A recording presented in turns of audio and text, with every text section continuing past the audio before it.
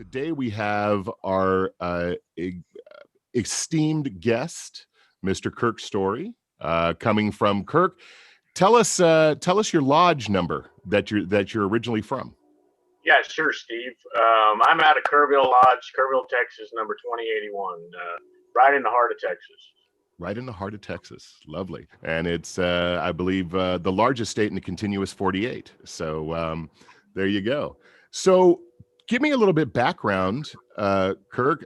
Tell us a little bit about yourself and why did you decide to become a member of the Elks, and also when? Okay, well, yeah, I've been a member about 26 years. I ran a small business that, quite frankly, I started when I was about 21 years old, and kind of buffaloed my way into it and figured out how to make it work. And I was about a block and a half from the Elks Lodge, and about 2 or 3 times a year, somebody would come in and want a donation, as they do most small businesses. And of course, we donated and never thought twice about it. And then one time we bought tickets for the entire staff to go to a fish fry. And I said, you know what, guys, we are going to go to this fish fry and check this thing out. And honestly, that was the greatest thing I ever did, because up until then, I had absolutely no clue what they were doing down the road from me. So I came in, the Exalted ruler took me around, gave me the tour, talked about all the programs, and they're a pretty active lodge, pretty successful and active lodge. And I thought, you know, I need to be part of this. So that's kind of what got me in the door. Awesome. And so then, of course, that kind of rolls me right into the next question. How did you go from just digging a great fish fry on an oddball Friday night and to saying, hey, you know what, maybe I'd like to go up into the chairs and actually rotate your way up the food chain, as they say? Yeah, sure. So one of the nice things about it was, as soon as I got in, the Exalted ruler said, hey, I've got a project for you. And he handed me the paperwork to the hoop shoot. Honestly, I had no knowledge of it at all. And that led into another job that I did. And so I guess my bottom line there is, somebody asked me to do something, which kind of got me motivated and started. So then maybe a couple of years later, they said, hey, you know, we've got a chair open, and they explained a little bit about chairs. And I'd gone to meetings. I'm not a card carrying anything. I don't believe in just paying your dues and being quiet. You know, I try to get active to begin with. So I thought, yeah, I'll give that a shot.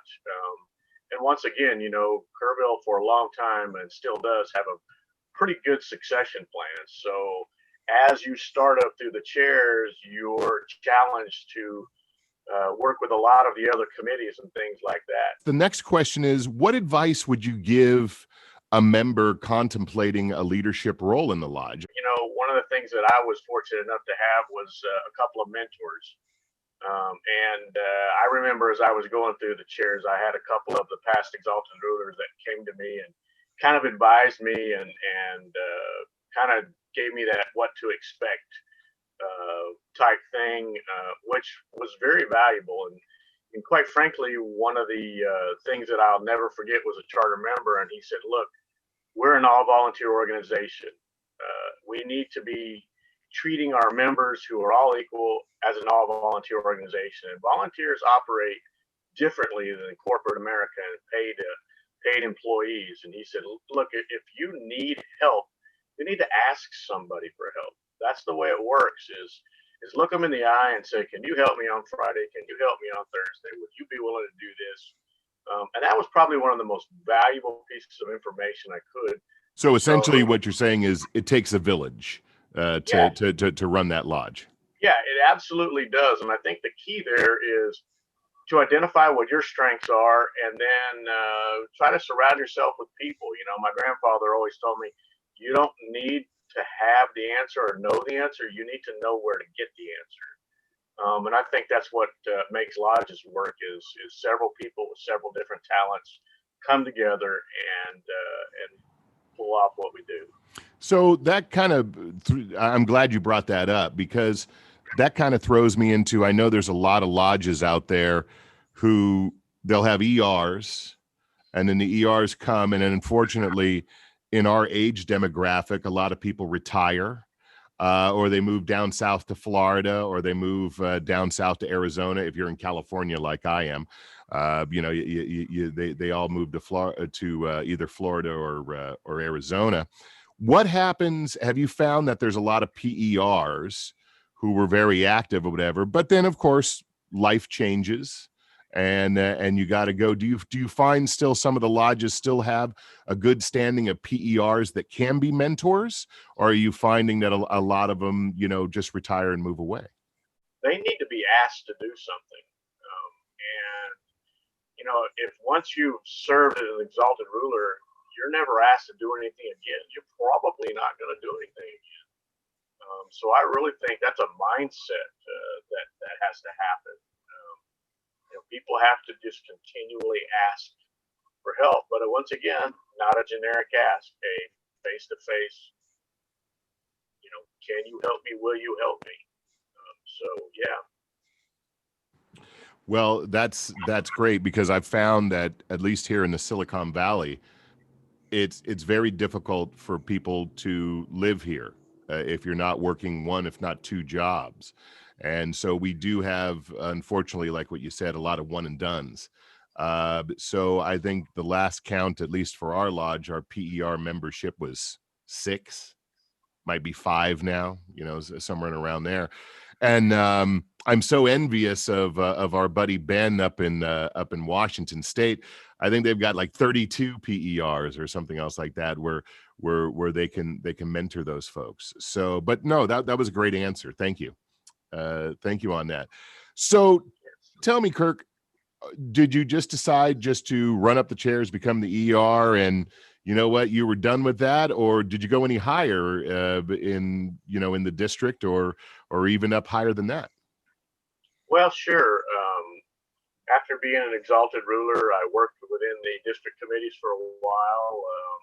I became the district vice president, which was a little bit of a challenge just because it was something new. But once again, in our district, southwest of Texas, we have a pretty good group of guys that mentors and helps give you the tools and the push that you need to get it done.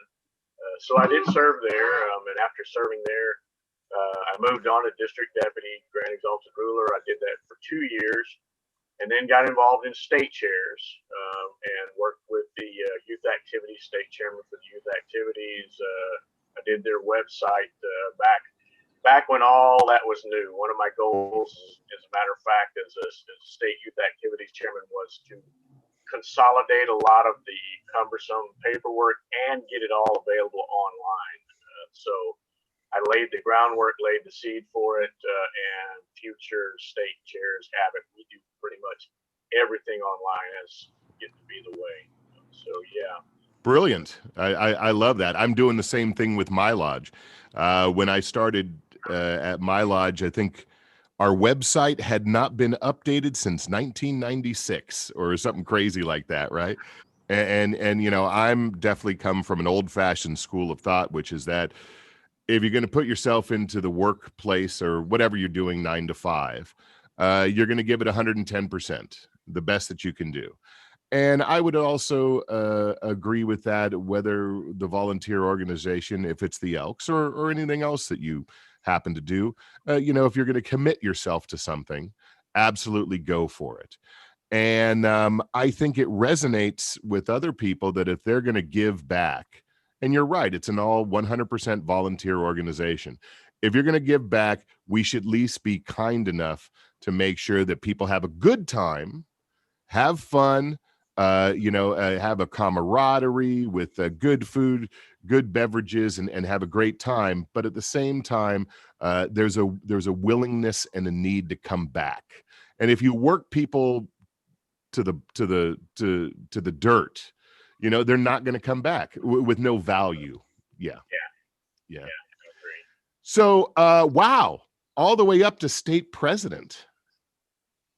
Well, yeah, I did serve as a state president in 2008, 2009. Wow. And, that was one of those things for me where, And again, when I got involved, I went to every clinic, I went to every interlodge, I went to every state convention.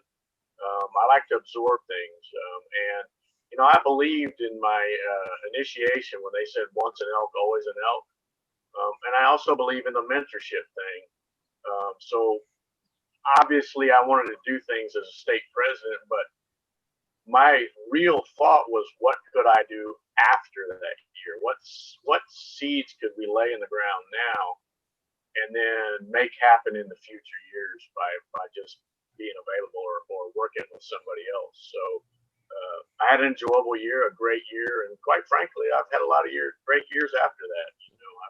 I've never let any grass grow underneath my feet. So that's beautiful. That's awesome. So I guess that kind of, can you kind of give me an idea of, as you went up as your first year of ER in your own local lodge, and then, how did the leadership roles prepare you in the younger Kirk Storey to when you got to state president? I mean, what did you learn from those early times that kind of gave you the courage to propel you up? Well, I think one of the things that you have to do right away, or have right away, is some self-awareness and some confidence in yourself to begin with. But as you go through the leadership roles, you obviously gain on that. You become more self-confident. I think the other part of that is accomplishing goals. They start kind of small and they get bigger. Being able to surround yourself with individuals that can get it done, because like I said earlier, no matter where you are, it takes a village or it takes a team.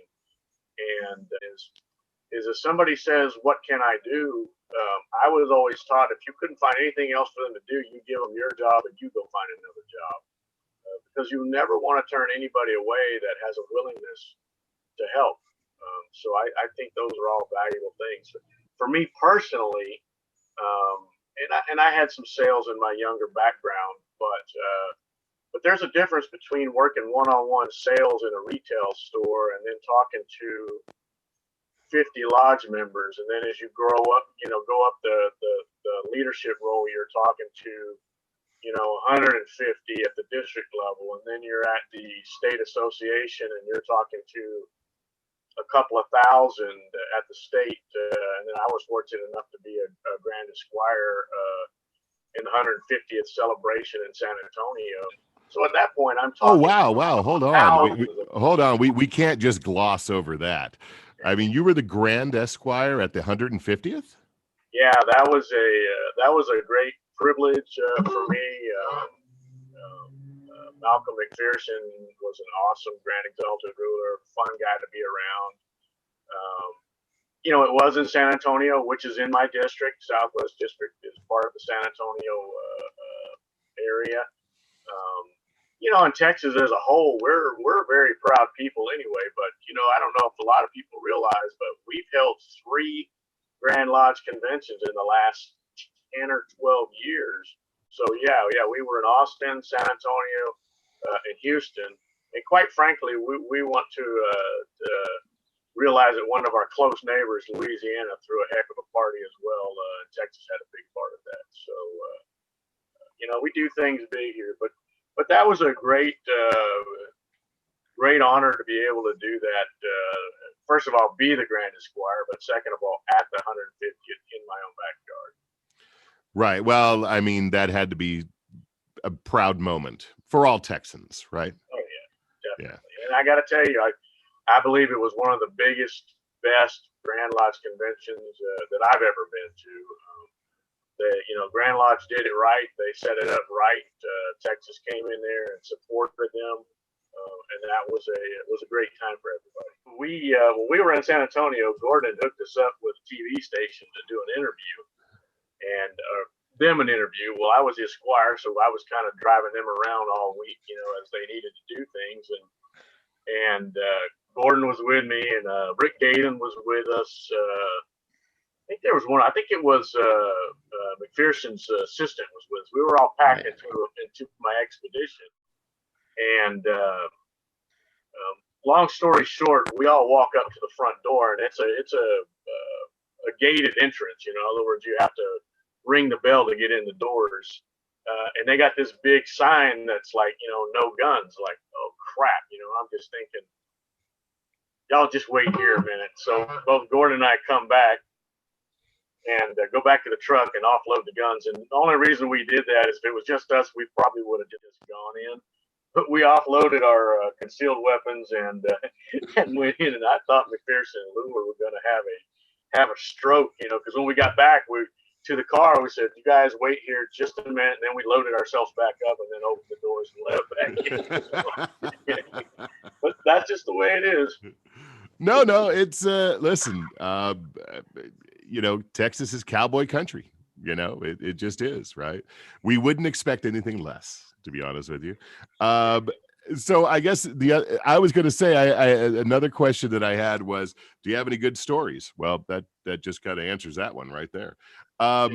So for somebody who, and I'm going to take you back a bit because, I know you've went through district and you went through state and stuff like that, but one of the whole reasons for membership to leadership and for this program is to try and make people understand when you're in the infancy of becoming an elk, and you're just starting to get into your local lodge, and you're just starting to understand how it all works, and it can be daunting for some people. It can be daunting. People are uncomfortable about getting up talking in front of crowds. They're uncomfortable about doing ritual, and there's a whole myriad of things that that can make people nervous and not really want to go up into the chairs. So I'm going to have to take you back a little bit. When you were maybe lecturing knight or loyal knight from your original lodge, what would you say to somebody coming behind you, or maybe somebody who might be interested in looking at those chairs? How would you talk to them, and how would you say, hey, it's not as bad as you think, or maybe if you've got some fears, I could quell them. Kind of give me some thoughts on that. Everything starts in steps. I think you've got to face your fears. I think people need to realize that nothing really is overwhelming if you just slow down a little bit and take it one piece at a time, one challenge at a time. Like I said to myself, I always had trouble speaking on that wasn't one-on-one. I could speak one-on-one, no problem, but speaking to a group as they got bigger was a challenge. But once you accepted that challenge and got through that, the next one wasn't so bad. So, if you're going through the chairs, I think one of the most important things, and it goes back to succession planning and stuff like that, but I think one of the most important things is don't think you're going to sit in a chair and be a chair officer. I hear that a lot where somebody talks you into being a lecturing knight and they go, "Oh, you just got to go to the meetings twice." So that's where good leadership above can help bring the younger ones, or I say younger, guess at our age maybe we are becoming the older ones, but nevertheless, that's where no, we're not getting older, we're just seasoned. We're seasoned quite well, like a delicious steak. That's the way I say we're seasoned well, right? But that's where the leadership above, then when you take the younger members, and you say, okay, the lecturing night is really more than just going to two meetings. You need to be involved in this committee and this committee, and then as you step up, you pick on another committee. But again, most people won't do that unless somebody asks them to do that. So the first thing I would do as being above was ask them to do something that helped me directly. So they were kind of following me as we were going up the chairs together. It just and just don't. To me, my motto was always no fear, have no fear. And just put it behind you and let it rock. Well, that throws me into the next question is that did you find that you built some good relationships and some good friendships up through the chairs? And do those friendships or relationships still important to you today? I mean, after all this time, I mean, do you still go back to your local lodge, hang with your buddies, and still have that camaraderie? Oh yeah, absolutely. Now, being a 26-year member, and knocking on 60, a lot of the older guys that got me involved are no longer with us, but I still have the younger ones coming up. In fact, this weekend we're headed back to Kerrville for a district event, so we'll get to spend some of that time where we really haven't seen them in the last year and a half, for different reasons. But yeah, absolutely. And even every role or every position you take leadership wise brings a new set of those friends. I think back, my district deputy group in Texas, that I met. When I was the state president, other state presidents, Grand Lodge members, and committee people that you got involved with, we are in contact all the time. So yeah, those are valuable relationships, from the ground up. That's great. So essentially, you're not just there for 4 years and then boom, you're kind of done. It's a ongoing relationship that just continues.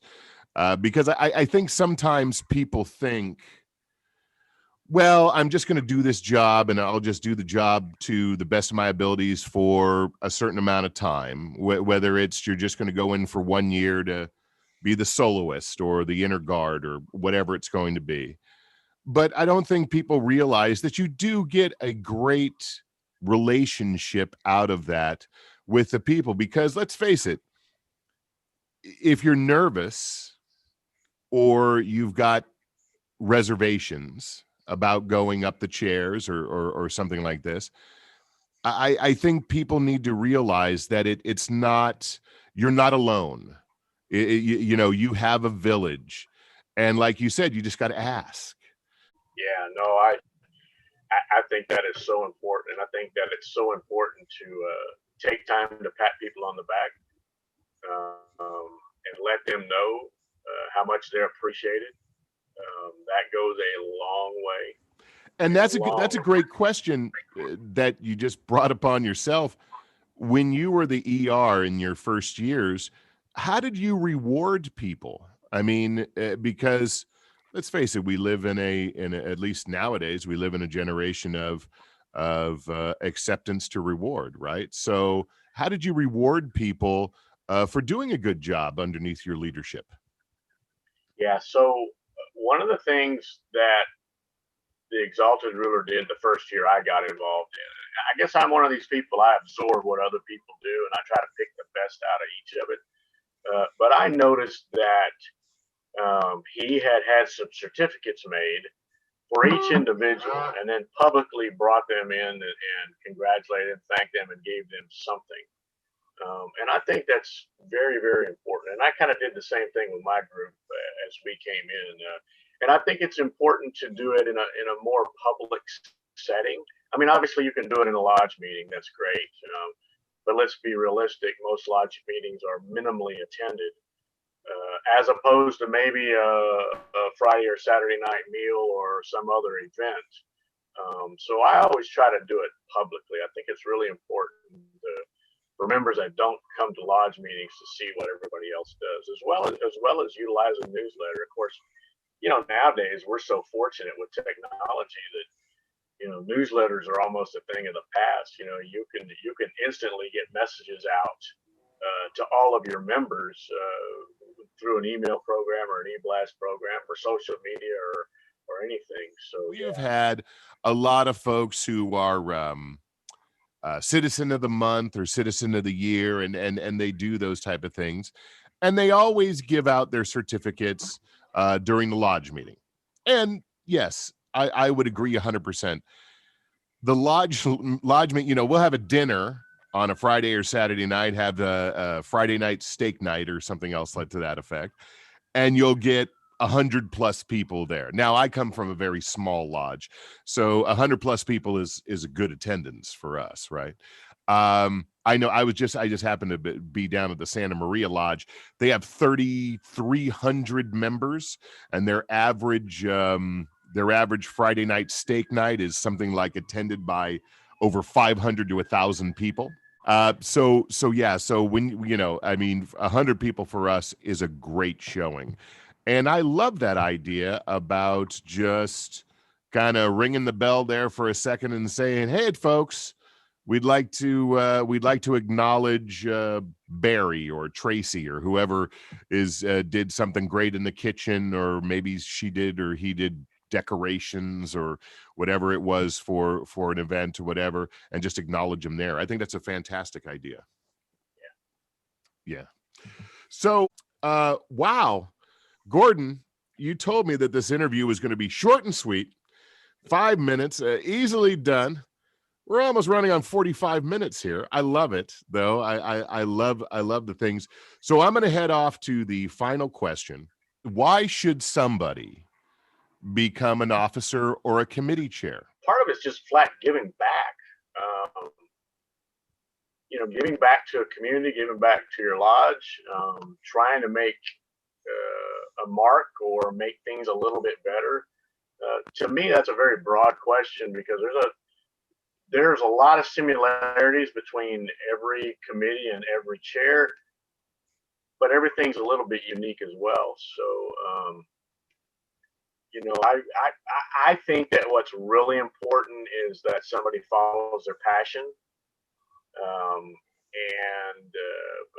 I guess it's like me. They identified me as a hoop shoot. I was a sports guy, but didn't know anything about it. That was kind of led me into the next thing. So I think it just, have a conversation with them, find out is that what they're passionate about, explain the process. I think knowledge is very important. I don't like just throwing something at somebody and saying, "Here you go, here's how you do it." Empower them, give them the information. Again, I go back to how cool it is now that everything's at our fingertips through the internet. Heck, if Elks don't do anything, they know how to write a manual. We got a manual on absolutely everything that you can do. Now, I wouldn't say always that that's the gospel, but it's a very good starting point. And then run, man. I mean, like they said, run, Forrest, run. No, I think that's brilliant, actually. I've had so many people tell me, you got to do this for the statutes or this for the bylaws, and we have rules for everything. And I'm 100%. I get it, and I understand when you've got lodges that have, well, like the Santa Maria Elks, over 3,000 members. I understand that you need rules to govern, that size of a lodge or whatever. But I think one of the things that we always have to remember is people are people, and we always have to do the best for the members. And the idea is that, yes, the rules are there as guidelines, but we also have to make sure that if there is something that is uncomfortable or something that we need to address, that we work within the best interests of the members first. And sometimes some Elks are very, very regimented in their thought process. And the idea is that this is a community organization, started out as a social club, right? And we always have to go back to that original kind of thought process, is that it's members first, and we have to be here for the members. Yeah, no, absolutely. And that's, I always felt like, I do feel like, if your heart's in the right place and there's no intent for malice and you break a rule, we can educate, we can fix that. Just keep your heart in the right place and your eyes in the right direction, and everything else can be taken care of. Great. And thank you very much for coming on, Kirk, because I think this was a great interview. And I will see you guys next time. Thanks, Stephen. Out of 2020. See you later.